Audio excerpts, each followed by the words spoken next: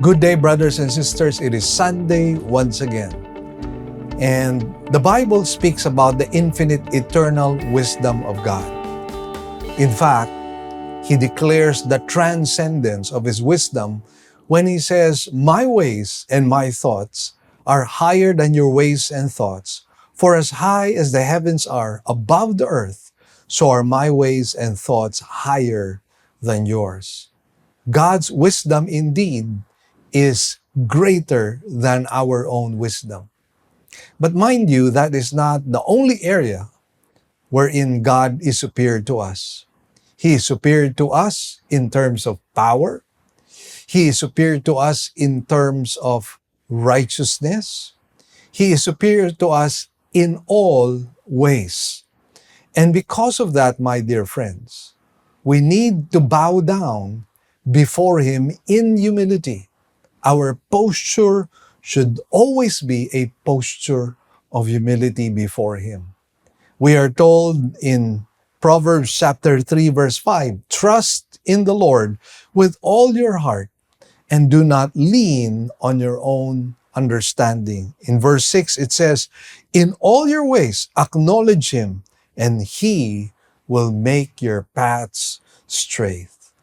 So once again, because God is infinitely wiser than us, we are told that we are to trust Him and not to lean on our own understanding. But not only that, we are to acknowledge Him, the Bible declares, in all things, in all our ways.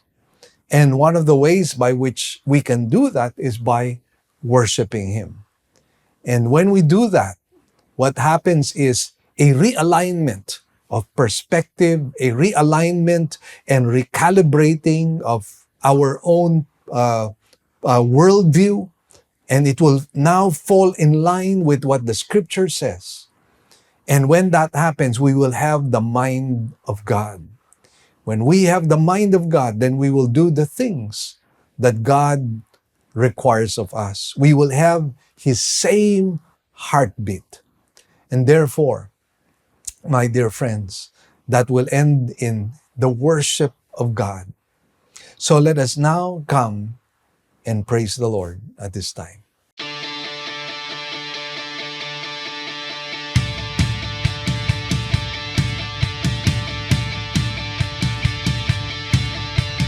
God of all creation, we come in celebration.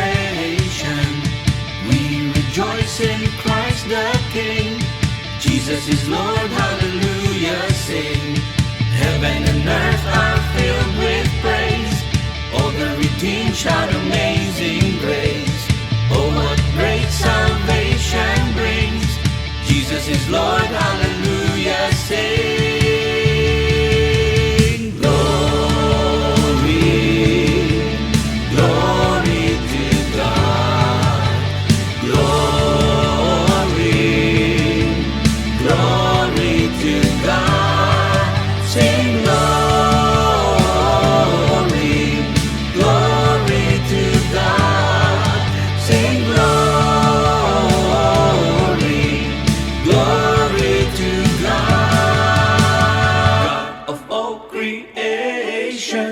We come in celebration. We rejoice in Christ the King. Jesus is Lord, hallelujah, sing. Heaven and earth are filled with praise. All the redeemed shout amazing grace. Oh, what great salvation brings. Jesus is Lord, hallelujah, sing. Glory, glory to God. Glory, glory to God. Sing glory, glory to God. Sing glory, glory to God. He's the great I am, forever the same. Prince of Peace, His love never ends. We exalt your name. We exalt your name. He's the great I am, forever the same. Prince of Peace, His love never ends. We exalt your name. We exalt your name. All creation, we come in celebration. We rejoice in Christ the King. Jesus is Lord, hallelujah, sing. Heaven and earth are filled with praise. Of the redeemed shout amazing grace. Oh, what great salvation brings. Jesus is Lord, hallelujah, sing. Creation.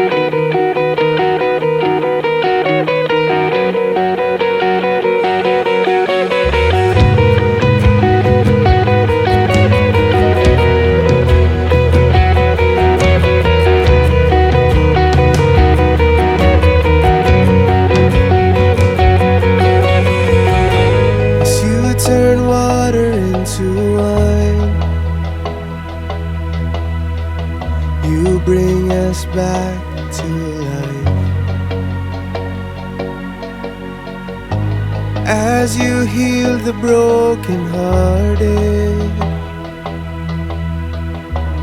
you are coming after us.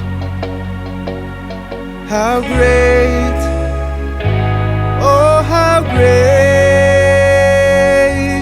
our God, the living God, the same today, forevermore. Our God, your steadfast love will carry us to where you are. Our God who was and is and always will be. Our God.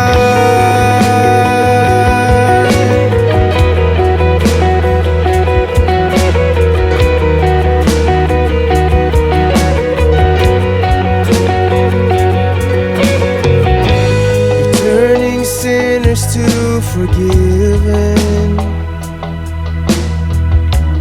By the cross you chose to bear. And as you rose up from the grave, my sins are washed away. How great, oh how great, our God, the living God, the same today, forevermore. Our God, your steadfast love will carry us to where you are. Our God who was and is and always will be.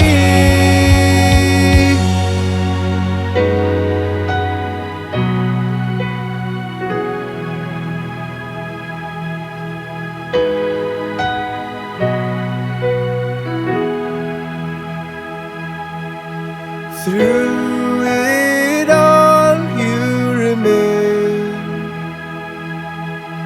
Through it all you stay the same. Through it all you remain. Through it all you stay the same. Through it all you remain. Through it all you stay the same. Through it all you remain. Through it all you stay the same. Oh, our God, the living God, the same today, forevermore. Our God, the living God, the same today, forevermore. Our God, your steadfast love will carry us to where you are. Our God who was and is and always will be. Our God who was and is and always will be. Our God who was and is and always will be. Our God, oh.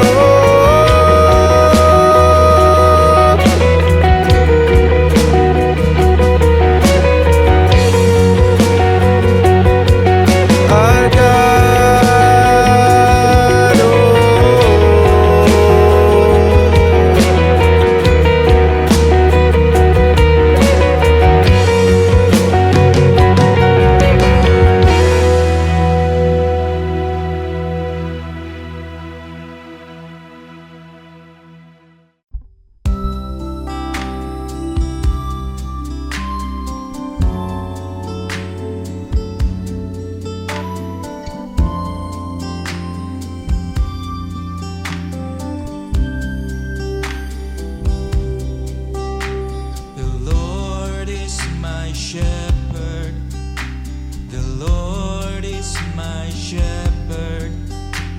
I shall not be in want.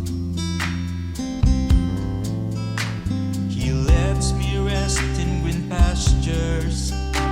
He leads me beside still waters. He restores my soul and leads me in righteousness.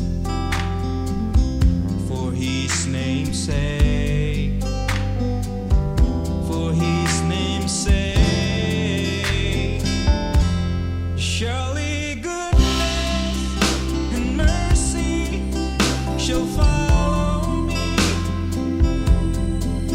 shall follow me all the days of my life, and I will dwell in the house of the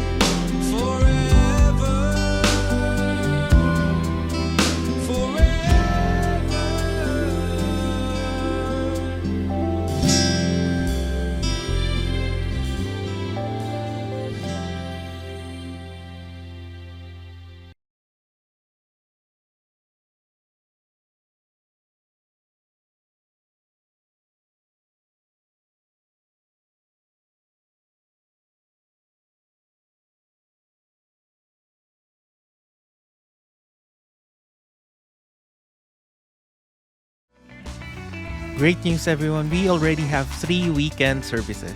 Every Saturday at 9 a.m. for the Cebuano service, and 2 services on Sundays at 9 a.m. and 4 p.m. for the English services.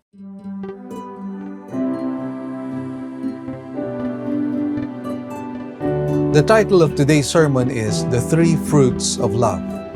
We will take our text from 1 John chapter 3, verses 19 to 22. Let us read. We will know by this that we are of the truth and will assure our heart before Him. In whatever our heart condemns us, for God is greater than our heart and knows all things. Beloved, if our heart does not condemn us, we have confidence before God.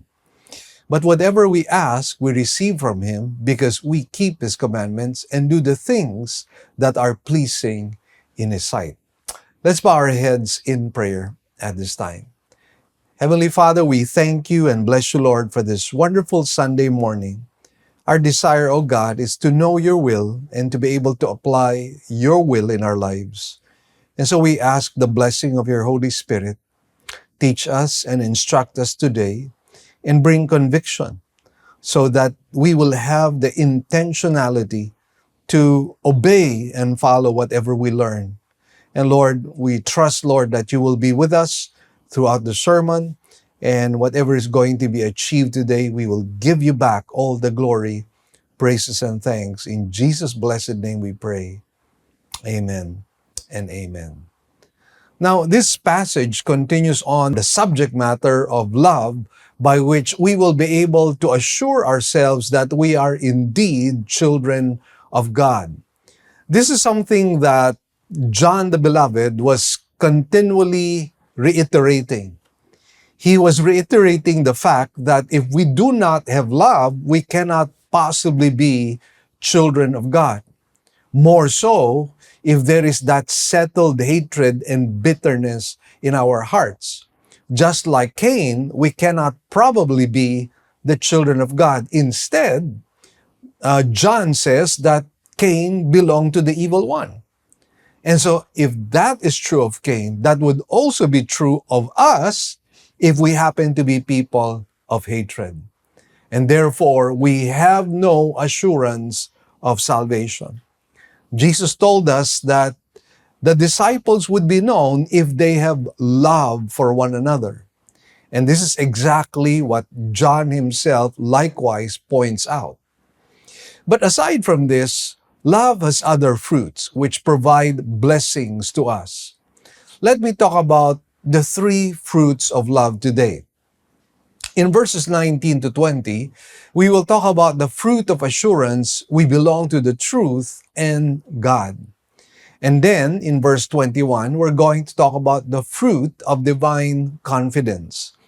And finally, in verse 22, we're going to talk about the fruit of answered prayer. Now, this makes our study quite interesting since, after all, if we are to admit it, we are all needy people.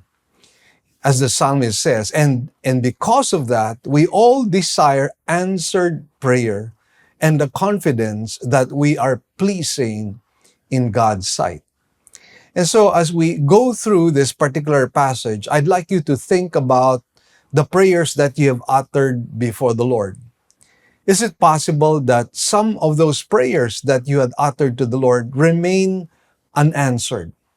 Now, of course, to be sure, you and I know that God will not answer all of our prayers in the way we want to, because God, after all, desires our well-being.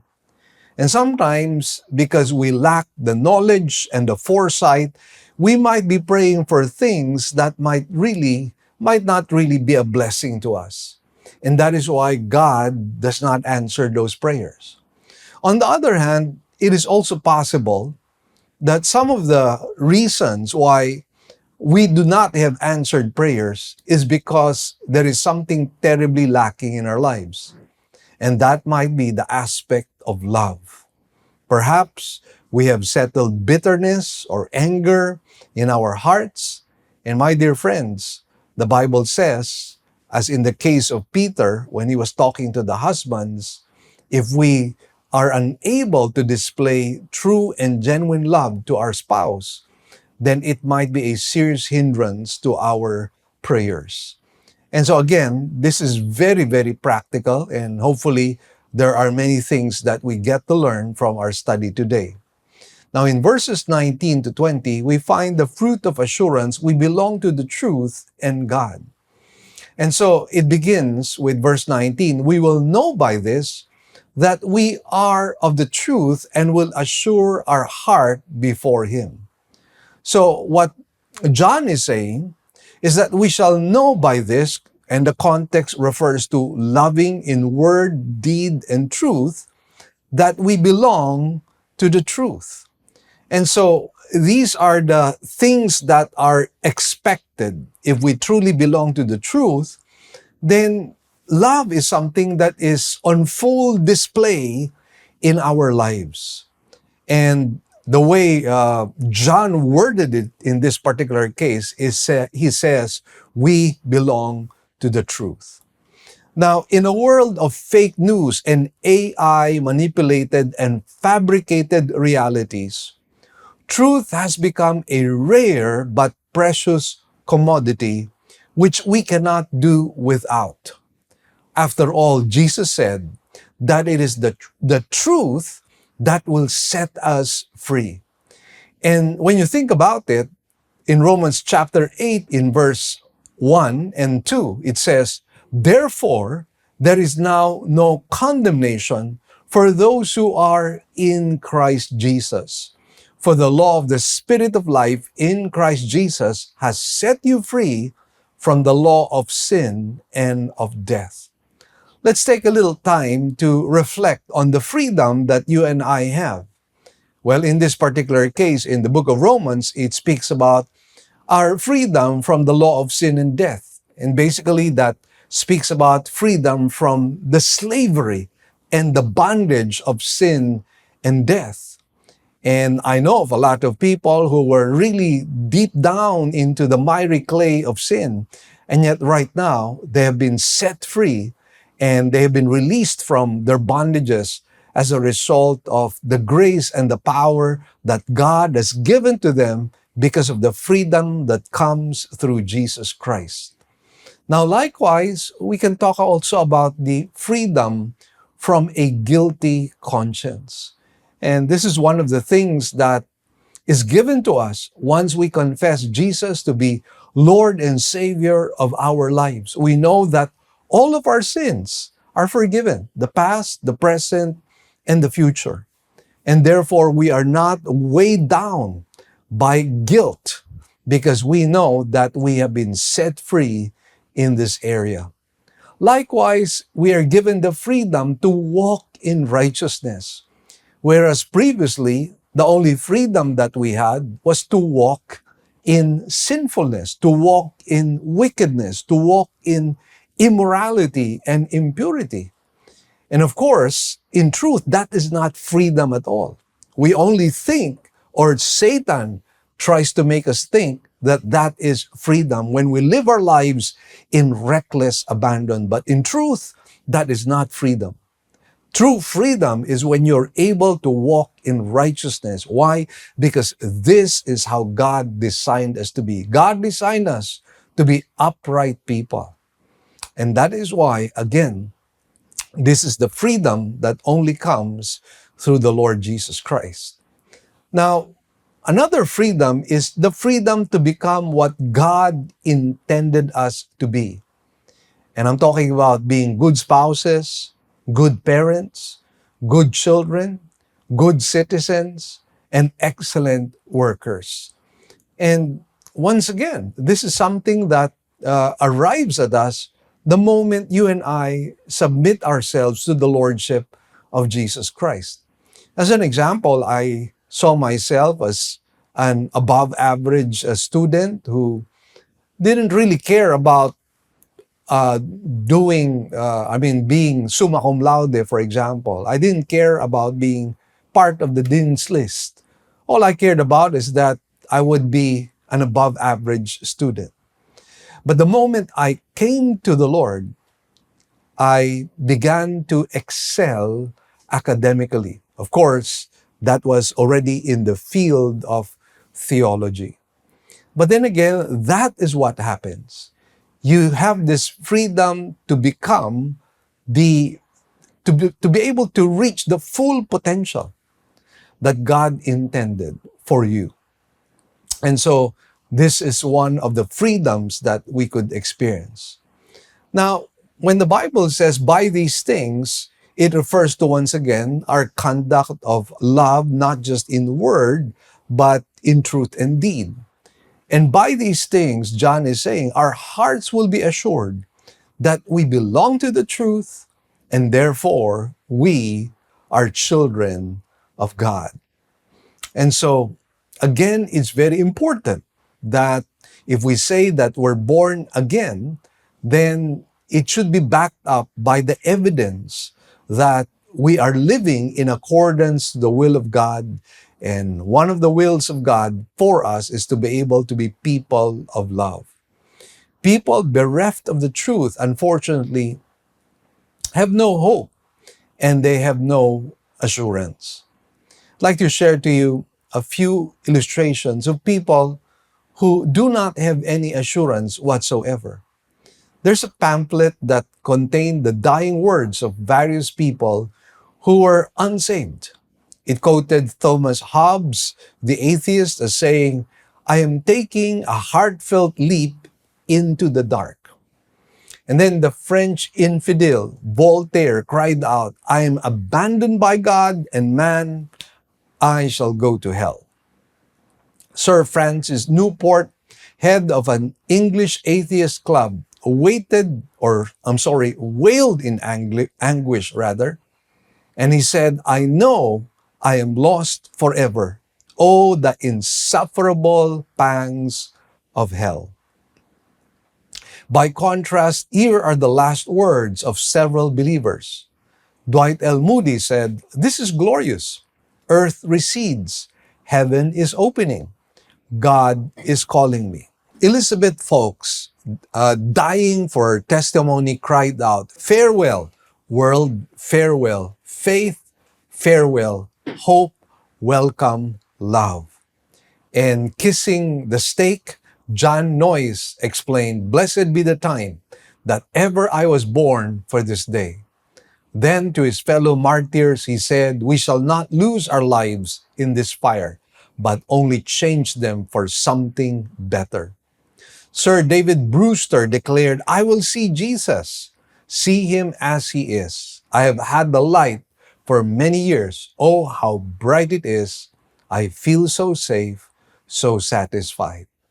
So indeed, my dear friends, when we have made that profession to make Jesus the Lord and Savior of our lives, and it is evidenced by the fruit and the conduct of love, then we have that blessed assurance, that blessed hope that you and I are truly children of God. And therefore, we have this absolute confidence that when you and I die, we will go to be with God in heaven.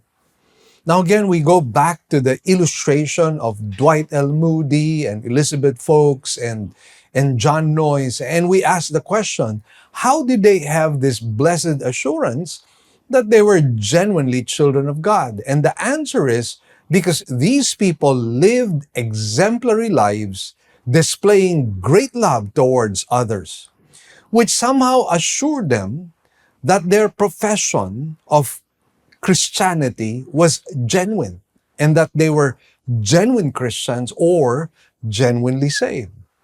It should be pointed, however, that these people thought that they were saved not because they did good works, not because they believed they were good people, but the good works that they performed somehow validated that they had truly been saved by grace, and now they were empowered by the Spirit to live in obedience to God.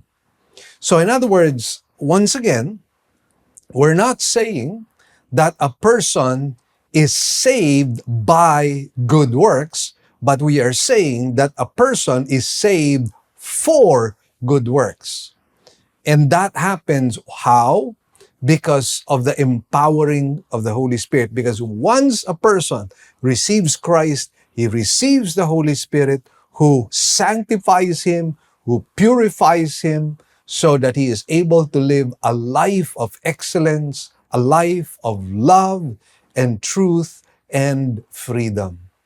In Ephesians chapter 2, verse 8 to 10, this is what is expounded. It says, "For by grace you have been saved through faith, and that not of yourselves, it is the gift of God." So clearly, our salvation is by grace, meaning unmerited favor. Notice likewise, the word saved is in past tense. And that indicates that even at that present time, the people who were alive that Paul was writing to were assured, even while alive, that when they die, they would go to heaven. But how did this happen? Through faith. Faith in what? Faith in the person and the work of Jesus Christ in Calvary. And incidentally, even this faith, according to Ephesians 2:8, it says, "And that not of yourselves, it is the gift of God." So, meaning to say, even the faith that they had was really from God Himself. And then clearly spelled out in verse 9, it says, "Not as a result of works, so that no one may boast." So again, very clear, the Bible says it is not as a result of works that we get saved. And you might say, why? Because the works that God demands would be perfect obedience every single day of our lives. And friends, that is not simply humanly possible. And therefore, we're reliant on God. Salvation is all by grace, all by faith, all by God. But here's the thing. If we are truly children of God, notice what verse 10 says. "For we are His workmanship, created in Christ Jesus for good works, which God prepared beforehand so that we should walk in them." So notice, it is God really who has prepared us for this new life, for this resurrected life, for this life of love and freedom. So it is completely the work of God. Now, it doesn't mean that there is no participation on our part when it comes to our sanctification. Of course, we have to yield ourselves to the Holy Spirit. But having said that, once again, we're saved not because of the good works, but of the good work that Jesus did for us in Calvary. All our sins have been paid for. The penalty of our sins have been paid for. Christ became our substitute, and because He became our substitute, we are now saved by grace, because Jesus took our place, the place of judgment. And if we have received Christ, He has imputed on us, He has deposited to our account His own righteousness. That's the reason why we're saved. Because when the Father looks at us, what He sees is the Lord Jesus Christ.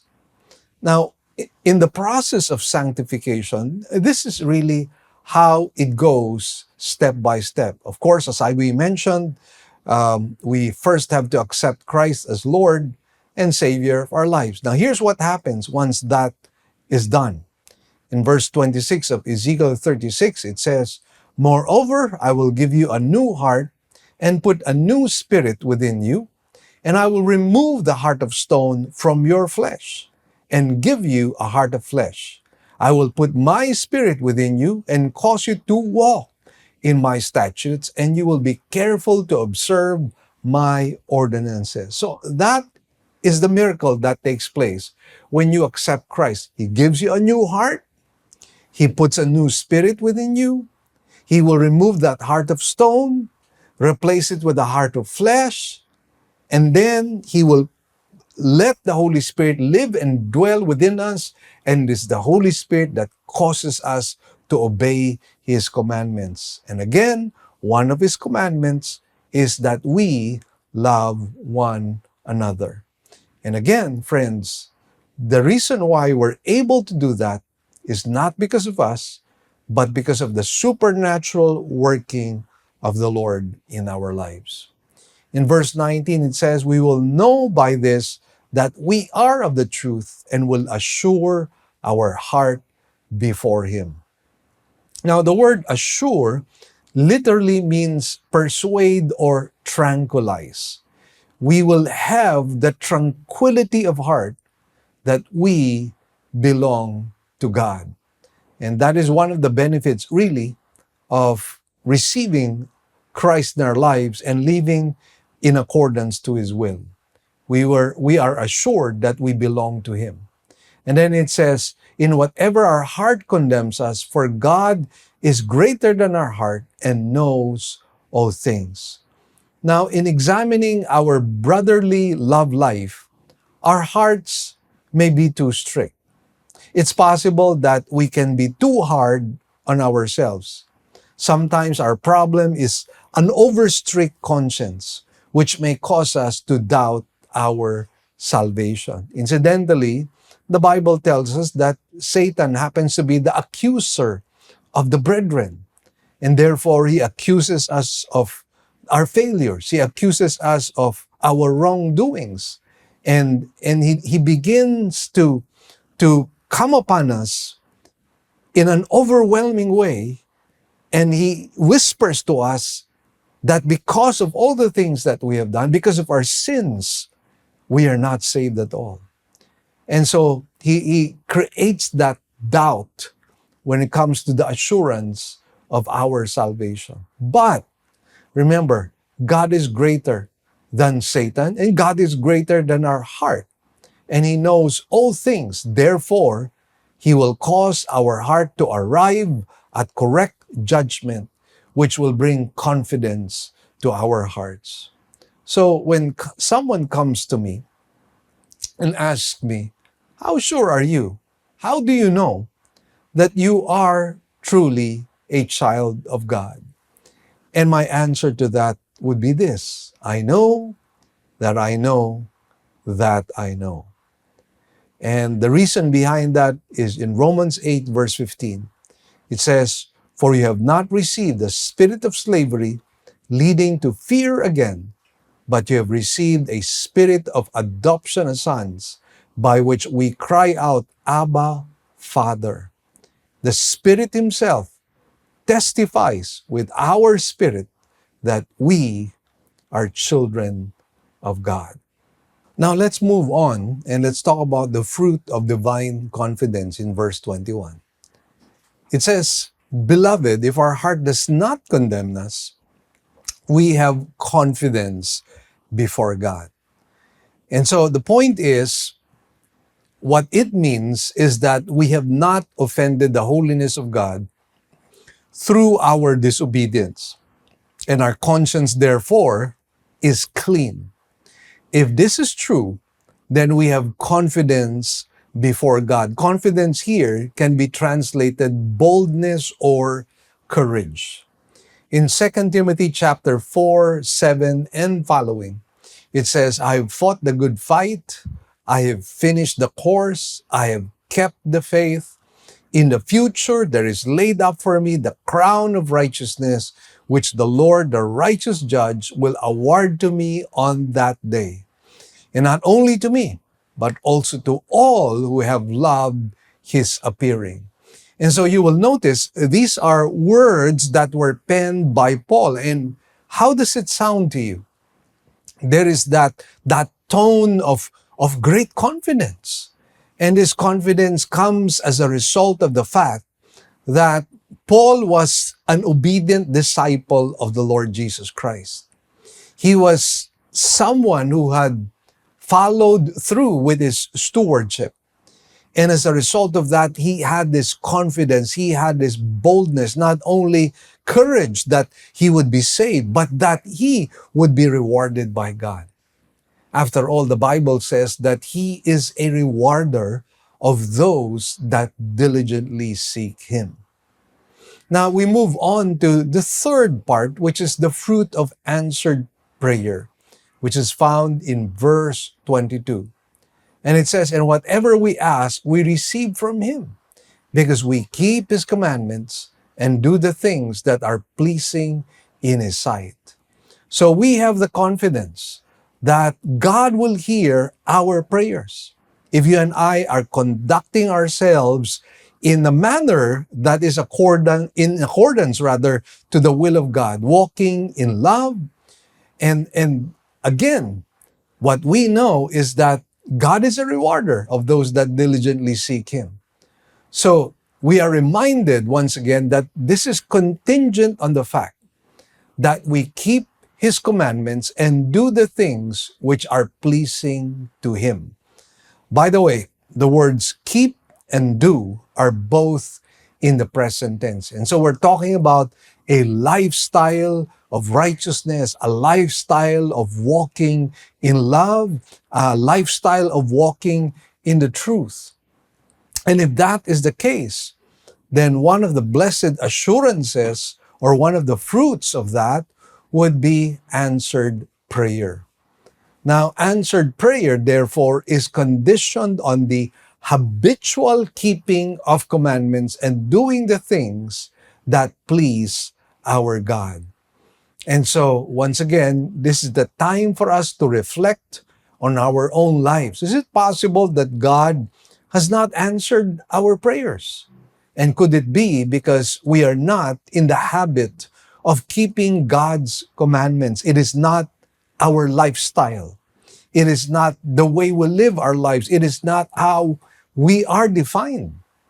But dear friends, as believers in Christ, we're supposed to be obedient. We're supposed to be victorious. We're supposed to be people of love. And if and when that is true, then we have the assurance that God will hear our prayers. This verse also tells us implicitly that we will only ask God for things that would be pleasing to Him. We will not ask for things that emanate from a covetous or worldly heart.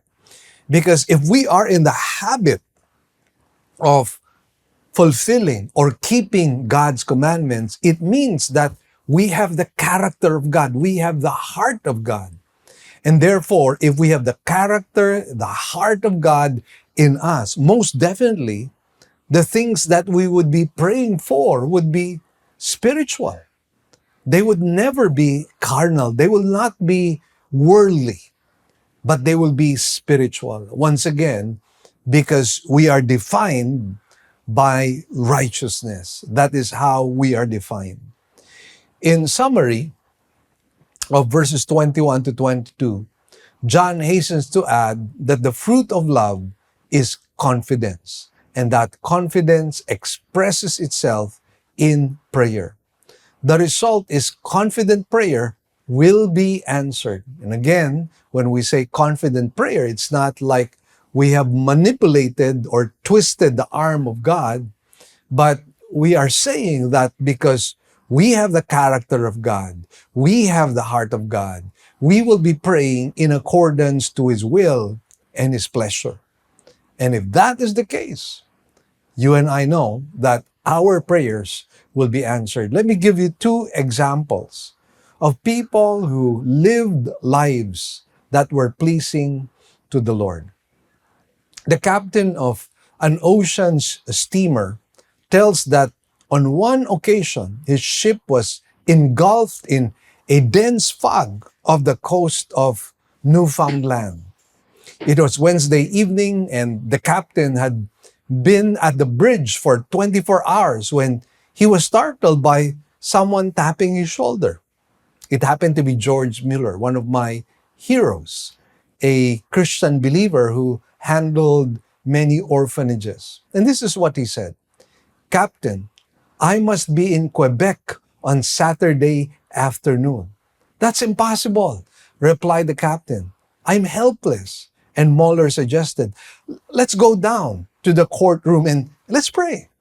And the captain thought he had a lunatic on board. "Do you know how dense the fog is?" he asked. "No," came the reply of George Miller. "My eyes is not on the density of the fog, but on the living God who controls every circumstance of my life. Once in the chart room, Mueller got down on his knees and he prayed, Lord, if it is consistent with your will. And by the way, when he was praying this, he was kneeling down and he said, Lord, if it is consistent with your will, please remove this fog in 5 minutes. Lord, you know the engagement that you did make for me in Quebec for this Saturday. I believe it is your will. Within a matter of minutes, my dear friends, the fog had lifted. God answered the prayer of George Mueller. Another well-known man, Dwight L. Moody, perhaps the greatest evangelist or one of the greatest evangelists that America had produced. He related the following story. He goes, at the World's Fair in 1894, I was holding an evangelistic campaign. A large sum of money was required, so I knelt by my desk and cried out to God for help. Lord, you know I need $3,000 today, I said. I must have it, and I'm too busy with your work to go out and get it myself. Lord, please send it to me. Thank you, Lord. I know your will. I then went on to complete the day's schedule according to D.L. Moody. And that evening, as the audience was gathering for the first session, a young woman came to an usher saying she wished to speak to me.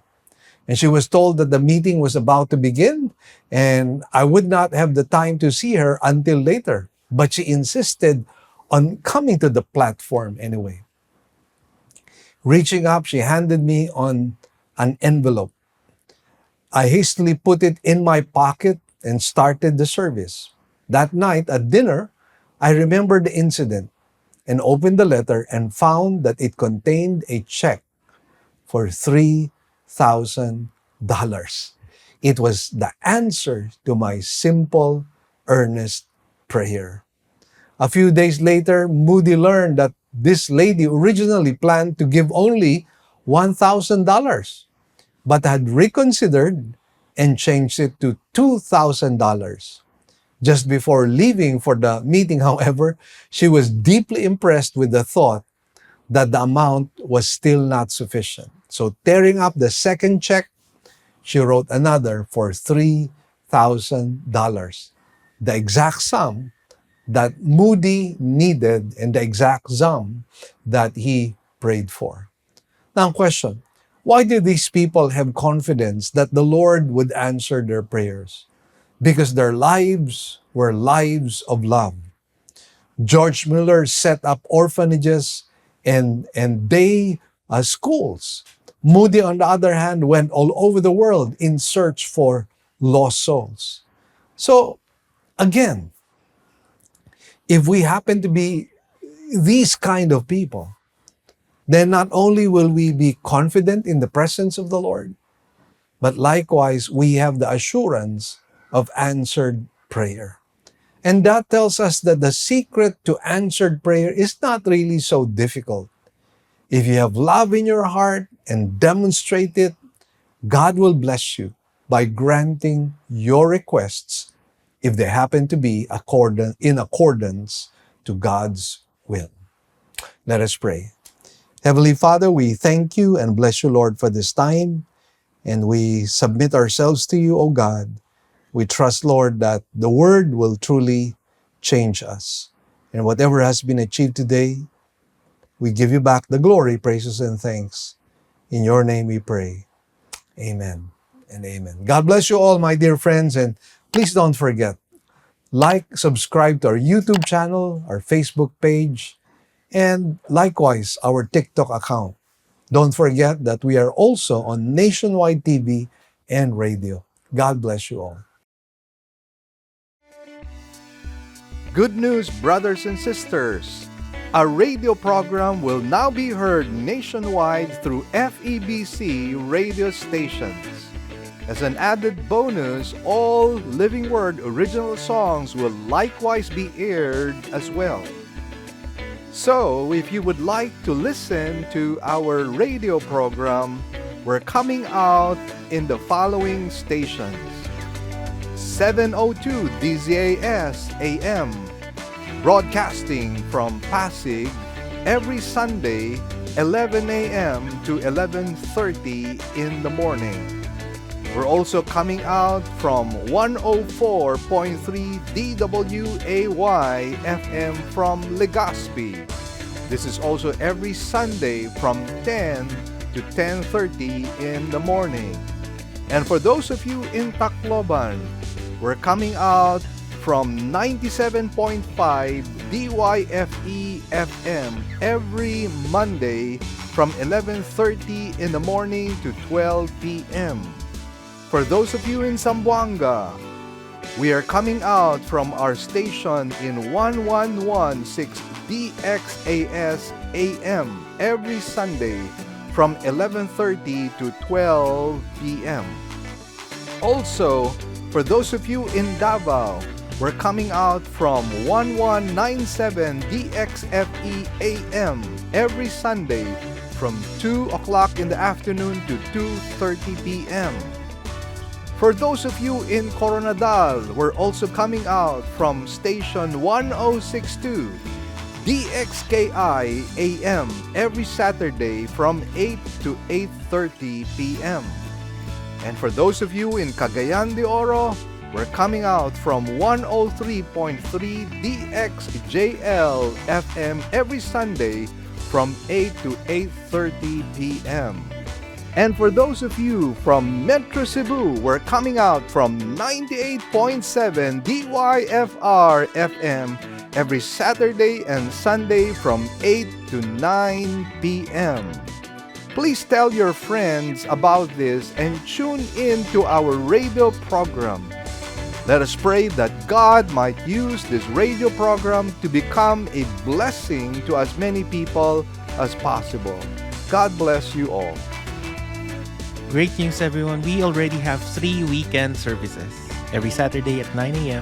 for the Cebuano service and 2 services on Sundays at 9 a.m. and 4 p.m. for the English services. We'd also like to thank our partners, our members who have been consistently giving to partner with us in the work of the Lord. We'd like to share our giving channels to those who would like to partner with us in the work of the Lord. You can deposit your love offerings to the following banks: Banco de Oro. Account name is LWCCCII. The account number is 00100060800. We also have a BPI account. Account name is Living Word Christian Ministries, Cebu Incorporated. Account number is 1021023481. Finally, we have RCBC. Account name is LWCCCII. Account number is 14520052886. To give via GCash, just follow these simple steps. From your GCash app, click Bank Transfer. In Bank Transfer, click the BDO icon under Select Partner Banks. Enter the amount. Enter the name LWCCCII and account number 0010000600800 and send the receipt to office@livingword.ph. Then click Send Money. You may also send your love offerings and donations online through our website.